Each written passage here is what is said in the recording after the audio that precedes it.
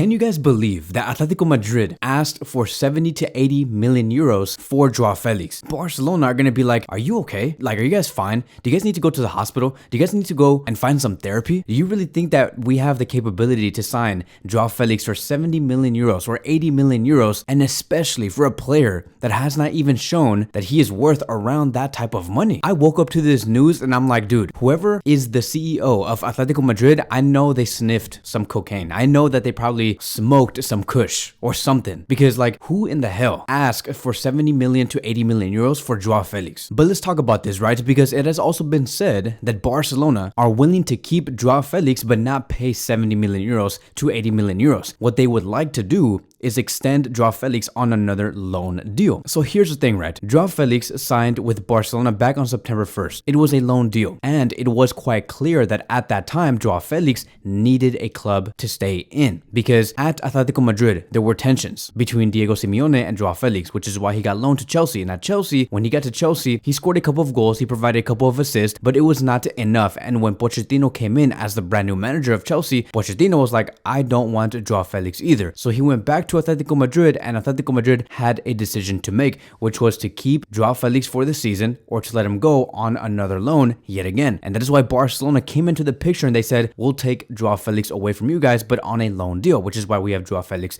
today. But the one thing that worries me, right, and what worried us at that time was the fact that two coaches did not want to Joao Felix. There's probably something that Felix carries with him that not many coaches do like, because we have two very similar stories. Diego Simeone did not want to Joao Felix, and also Pochettino did not want Joao Felix. So I felt like at that time, Barcelona knew what they were doing. They're like, we're not going to fully gamble on Felix. We're not going to sign him because who knows if he may work or not. And that is why Felix again is on loan. And now seeing that we're almost at the end of the season, Barcelona have a debate. They have a decision to make, which is to buy Joao Felix, loan him for another season, or just let him go, send him back to Atletico Madrid and just say, we're okay, thank you for your services, we're gonna move on. So if we look at what Felix provided this season, he has played 19 matches in La Liga. He has scored 5 goals and provided 2 assists. He has played 3 matches in the Copa del Rey, providing 1 assist. And in the Champions League, he played 6 matches and provided 3 goals and 1 assist. So in total so far, he has played in 28 matches and provided 8 goals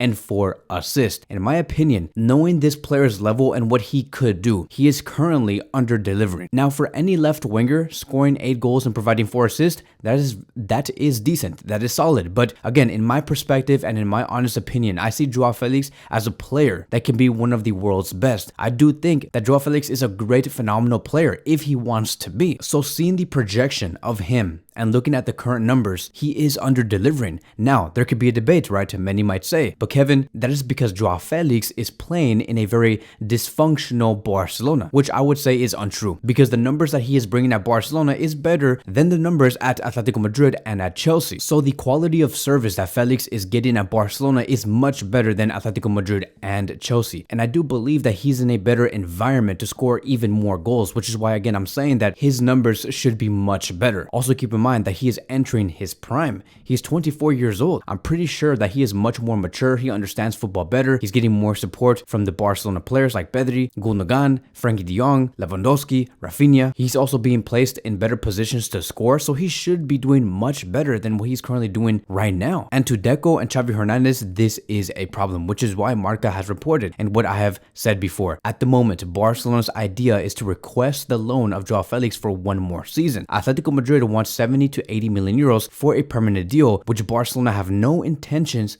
of paying. And so even if Felix was being priced at 45 million euros, I still don't think that Barcelona should pay, because based off what he gives, it is just not justified, because Felix's level is just so much higher than that. And we're not willing to pay that much money for a player that is underperforming. And who knows if he's ever going to reach that level. Many players in general in history don't reach the level that they should. Also keep in mind that we haven't even begun talking about the off the ball performances. Like every time he presses, it looks so loose. The intensity is so low. He lets the fullbacks get out from the back with so much ease. And like I've said before, I talked about this during the Pedri video. I talked about how if you think that you are too good or you feel like you're too fancy and pretty to defend, then you have to get out of this club, because at Barcelona, you need to run like animals. You need to put out blood, sweat, and tears into this football club. You cannot be acting pretty and just say, I'm only going to look good and try hard when I have the ball. I don't want to be running around trying to defend, trying to look ugly or whatever. Like, no, that's not what Barcelona is. And so in my opinion, Atletico Madrid and their offer, they're trolling. They are so trolling us. Now, I do want to make it very clear. I think that he is capable to reach a very high level.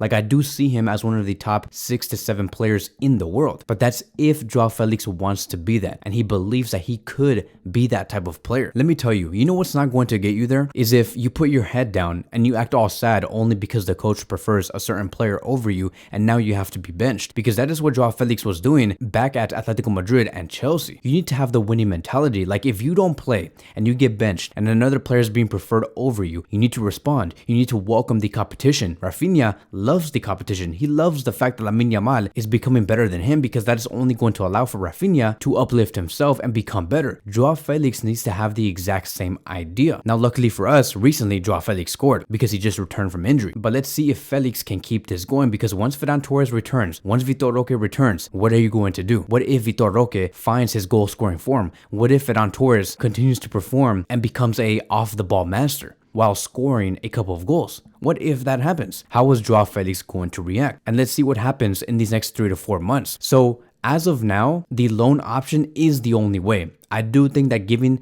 Joao Felix another season could help him, because by next season, he'll be way better gelled with the players. I also do believe that giving him a summer where he can reevaluate himself and what he could do better at this football club would also greatly help him. And then I do think that if everything does go right and he switches his mindset, by next season, we should expect Joao Felix to score at least 30 goals in La Liga. And that's if Barcelona and Atletico Madrid do decide to go for another loan move. If Atletico Madrid do say, we do not want to do another loan move, we want funds to be secured now, then we're gonna have to let him go, because he hasn't proven anything. And we're especially not going to be paying 60 to 70 to 80 million euros for the player. So now I do want to speak about Barcelona's next coach. And we do have some very surprising news, because there has been a lot of noise going on in the media stating that Joan Laporta has asked Xavi Hernandez to stay for one more season. Now, we have talked about so many coaches at this point. Recently, we just talked about Luis Enrique, and the whole story about Luis Enrique is that Barcelona are waiting to see who's going to be available in the summer, which is why they're not talking to anybody.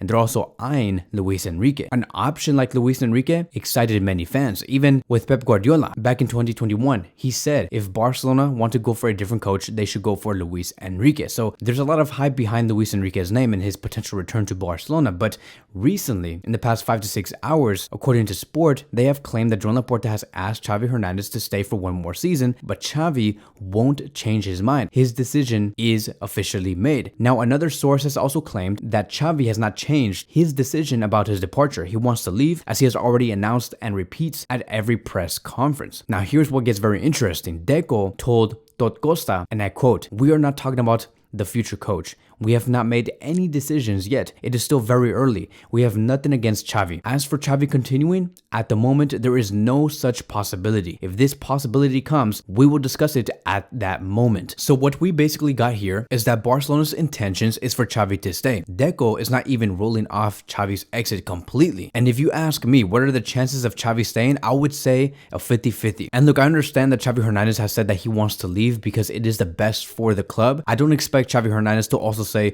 you know what, I want to stay because I just changed my mind. So of course Xavi Hernandez is going to be saying, I'm not going to move my decision. But in the summer, it could always change. And I have said before that there is like that slight hope in me, right? So that there is a light at the end of the tunnel, that Barcelona pull off the league and that we go deep into the Champions League. Yes, of course, is that going to be difficult? Yes, but that's the point. The fact that Barcelona were able to go through a difficult moment and still win trophies, that is what I believe would lead to Xavi Hernandez being convinced that he should change his mind and stay at Barcelona, because I do think that if Barcelona win one of these trophies, Xavi Hernandez is going to be saying, you know what, Barcelona were at their weakest point. On a mental level, we were so weak. On a sporting level, we were also so weak. We missed so many players and we couldn't even sign and strengthen any positions, and yet we're still here winning trophies. He's definitely going to be questioning, why would I want to leave now when it is only up from here? And let me tell you guys this. many knew what Barcelona were capable of this season. We knew that Barcelona had what it takes to be intense, to play fast with the ball. That game against Getafe was evidence because Getafe pressed us like if they were Bayern Munich. Like they pressed us so well. And the fact that Barcelona showed that they had the ability to adapt and respond to Getafe's high press, I'm like, exactly. Like this is exactly what Barcelona should have done since the beginning of the season. If Barcelona can repeat the exact same approach in all games, because every team is going to press us well. If only Barcelona take the exact same approach, they can win all of the games from here moving forward. They can definitely do that. And then if we head towards that summer and Joan Laporta can tell Xavi Hernandez that they can strengthen key areas, Xavi Hernandez will be convinced. The only thing I want Joan Laporta to say is that they fully back Xavi Hernandez, that they are happy with the results that Xavi brought and that they're only going to go up from here. They're only going to bring in brand new players, because that is one of the reasons why Xavi Hernandez is leaving in the first place, is because he doesn't feel fully backed.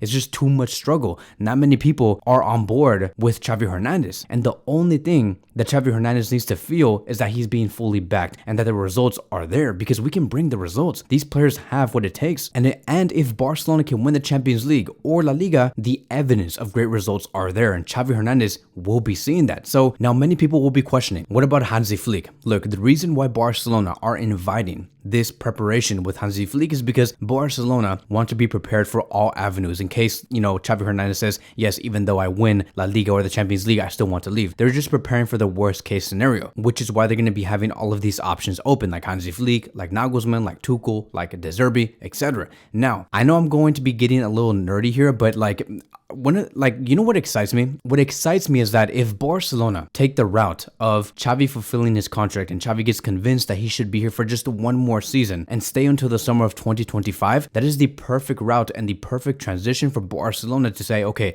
thank you, Xavi Hernandez. Thank you for bringing us all of this success and completing the contract until 2025. Now they can say, okay, our options moving forward is going to be this: Pep Guardiola, Luis Enrique, and Klopp. That summer of 2025 sounds way more convincing than this summer of 2024, because in 2025, Pep Guardiola will be done with Man City. Luis Enrique will fulfill his 2 years at PSG. Jurgen Klopp will come back from his 1 year rest. It seems like the options for Barcelona in the summer of 2025 look way better than the options of 2024, which is why I do say that it just makes much more sense for Xavi to just stay here for 1 more year and then perfectly transition to us going for a world-class manager, like a world-class top-notch manager in 2025 with Pep Guardiola, Luis Enrique, Jurgen Klopp. That's enough. That's like the dream. Any one of those three coaches will do. And the reason why I placed Luis Enrique there in the summer of 2025 is because I still believe that Luis will not leave because he wants to fulfill his contract. It's highly likely that he fulfills his contract, then leave after just 1 year and leave in this summer. But can you imagine that? Can you imagine Joan Laporta being approached with these three options, Guardiola, Klopp, and Luis Enrique?